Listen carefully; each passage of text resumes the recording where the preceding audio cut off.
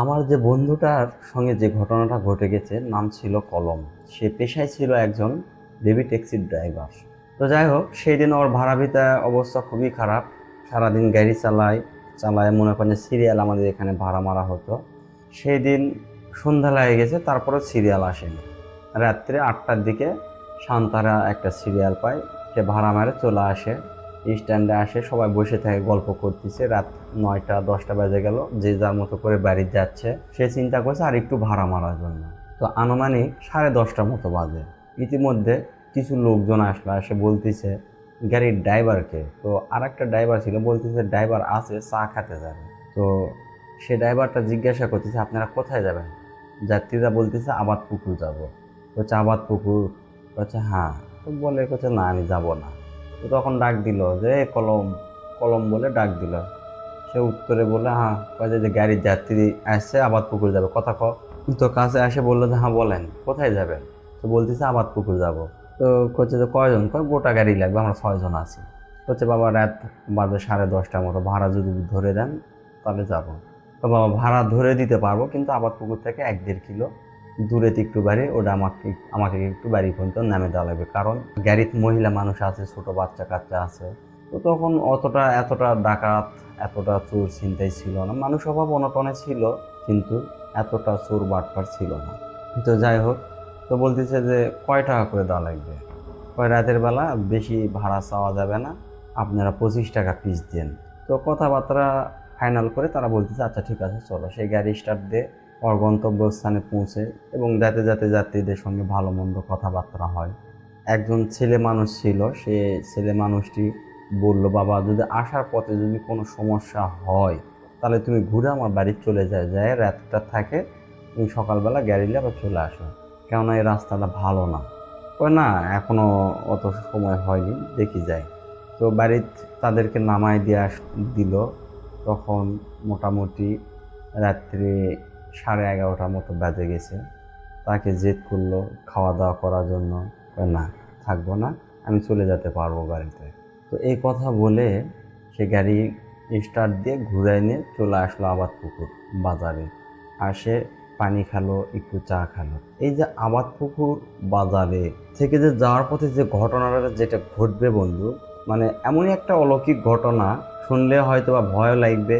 আবার এই গল্পটি থেকে শিক্ষা নিন, যেন ভবিষ্যতে আপনার জীবনে এরকম যদি ঘটনা ঘটে তাহলে কি করতে হবে। এবং আমাদের পুরোপুরি ভিডিওটা দেখুন, ভালো লাগবে। আবাদপুকুর বাজারে আসে সে রাত 11:30। আশেপাশে দোকানপাট সম্পূর্ণ বন্ধ, দুই একটা দোকান খোলা আছে, একটা দুটা দোকান খোলা আছে। সে এসে একটু পানি খালো, একটা চা খালো। তো চায়ের দোকান বলতেছে দোকানদার ভাই বাড়ি কোথায়, বলতেছে নওগাঁ। বলছে ভাই সামনে যে কালী মন্দির আছে শ্মশান, ওটা একটু সাবধানে যায়েন দেখে শুনে, কারণ এই জায়গায় অনেক কিছুই ঘটে অনেক মানুষের সাথে। কয় না আল্লাহ ভরসা, সমস্যা নাই, দেখা যায় আল্লাহ কি করে। তো বলার পরে সে গাড়ি স্টার্ট দিয়ে একটা সিগারেট ধরায় নিয়ে চলে গেল। ওখান থেকে মোটামুটি 5 কিলো মতো পথ সে গাড়ি নিয়ে যাচ্ছে। যাতে যাতে যাতে যাতে ঠিক ওই যে কালী মন্দিরের কথা বললো, শ্মশানের কথা, শ্মশান থেকে একটু দূরে দেখে একটা বুড়ি দাঁড়ায় আছে, একদম ছোট্ট একটা বুড়ি লাঠিতে দাঁড়ায় আছে। তো হাতে এরকম করে ইশারা করতেছে বাবা দাঁড়াও, বাবা দাঁড়াও। সে বুড়ির কাছ থেকে মাত্র 1.5 ফিট দূরে গাড়িটা ব্রেক করছে। ব্রেক করার পর ড্রাইভার অর্থাৎ কলম বলতেছে বুড়ি বেটি কোথায় যাবেন। তো বুড়ি বেটি বলতেছে যে বাবা যাবো তো অনেক দূর। যেহেতু বুড়ি মানুষ থতমত করে বলতেছে যে বাবা যাবো তো অনেক দূর, তুমি কত দূর যাবে। বলতেছে আমি নওগাঁ যাবো। চলো তাহলে ওই পথেই যাই। তাহলে উঠে বসো। বলছে যে বাবা আমি এর আগে বেশ কয়েকটা গাড়ি ছেড়ে দিলাম, তারা আমাকে নিল না, অনেকে হাত নাড়িয়েছি বাবা, নিল না, তুমি দাঁড়াছো যখন আমাকে একটু নিয়ে চলো। তো বলার পরে সে বলতেছে তাহলে উঠে বসেন। বলছে বাবা আমি তো বয়স্ক মানুষ, আর বেবি ট্যাক্সি তো উঁচা, আমি তো উঠতে পারবো না নে বাবা, আমাকে একটু ধরে তুলে দাও। তখন সে মানে একটু অবাক হয়ে গেল যে বয়স্ক মানুষ, এতখানি রাত, এতটা গভীর রাত হয়ে গেছে, আসলো কোথার থেকে। আর এই বুড়ি মানুষ যদি আসতে পারে অবশ্যই গাড়ি উঠতেও পারবে। তো এই কথাটা ভাবার পরে একটুখানি বুদ্ধি খাটালো সে। বুড়ি বলতেছে বাবা আমাকে একটু ধরে তোলো, পরপর 2বার বলল।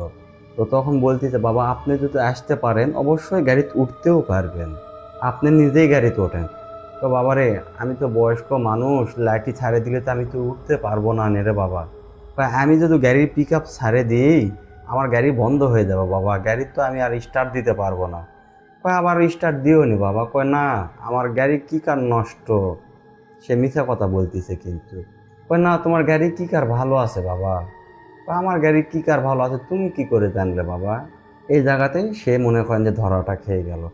বাবা রে, তোমার গাড়ি শব্দই বলতেছে যে তোমার গাড়ির ইঞ্জিন ভালো আছে বাবা, তুমি আমাকে একটু ধরে তোলো।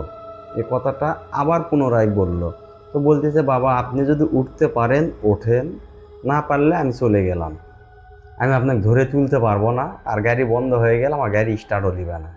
তো এই কথা বলে সে কিছু দূর পর্যন্ত চলে গেল, সামনে 50 গজ সামনে চলে গেল। যাওয়ার পর লুকিং গ্লাসে দেখে যদি একটা মানুষ থাকতো তাহলে অবশ্যই তাকে দেখা যেত, কিন্তু সেই মানুষটি আর নেই। এই একটা জিনিস যদি আপনি যদি দেখেন তাহলে আপনার মনে কী রকম অবস্থা হবে? আপনি তখন কী ভাববেন, গাড়ি চালাবেন না গাড়ি বন্ধ করবেন?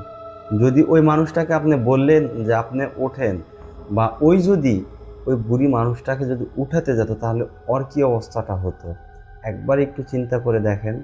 তখন সে তো মনে করেন যে অটোমেটিকলি শরীরে ঘাম ঝরে আসে, ঘামে ঘামে অস্থির। 50 গজ দূর থেকে একটা আওয়াজ ভেসে আসলো যে, যা, আজকের মনে তুই বেঁচে গেলি, তোর ভাগ্য ভালো দেখে তুই বেঁচে গেলি।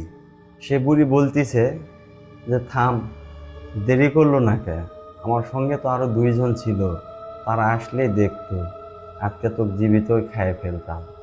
এই কথাটা যখন বলছে তখন কলম ওখান থেকে উত্তর দিচ্ছে, আমাকে পাগলে কামড় দিছে যে তুই আমাকে কবু যে হাত ধরে তোল বাবা আমার, আর আমি গাড়ি বন্ধ করে তোকে তুলবার দাম, আমাকে পাগলে ধরিছে।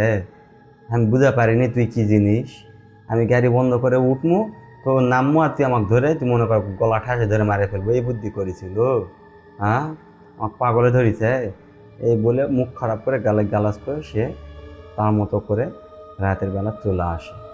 আসার পরের দিন সে পুনরায় আবার স্ট্যান্ডে আসে। ওই স্ট্যান্ডে যারা ভাড়া মারে সবাইকে বলে যে, বন্ধু কালকে রাতে আমার সঙ্গে এইরকম ঘটনা ঘটে গেছে। আবার পুকুর যারা ভাড়া মারিস একটু চোখ কান খোলা রেখে সজাগভাবে ভাড়া মারিস, সাবধানে, কেননা কালকে রাতে আমার সাথে এই ঘটনা ঘটে গেছে। যদি আমি গাড়ির থেকে নামতাম তাহলে আমার নির্ঘাত আজকে আমার ডেড বডি আমার বাড়ির চলে আসতো। যাই হোক, আমার ভাগ্য ভালো দেখে আমি বেঁচে গেছি। তো এই ছিল আজকের গল্প বন্ধু। আজকের মতো এখানেই এই গল্পের সমাপ্তি। যদি আবারও বলতেছি, আমাদের গল্প যদি আপনাদেরকে ভালো লাগে অবশ্যই লাইক কমেন্ট করতে ভুলবেন না, আমাদের চ্যানেলটি সাবস্ক্রাইব করে নেবেন এবং সঙ্গে থাকা বেল আইকনটি বাজাতে ভুলবেন না। আর আপনাদের যদি কোনো জীবনে এইরকম স্টোরি যদি ঘটে যায়, কারো জীবনে এরকম কোনো গল্প থাকে, অবশ্যই কিন্তু আমাদেরকে জানাবেন। সেটা ইমেলের মাধ্যমে হোক অথবা কমেন্ট বক্সে হোক আমাদেরকে জানিয়ে দিবেন। আমরা চেষ্টা করব আপনার গল্পটা আপনার মতো করে উপস্থাপনা করার জন্য। ততক্ষণ ভালো থাকবেন, সঙ্গে থাকবেন। আল্লাহ হাফেজ, ধন্যবাদ।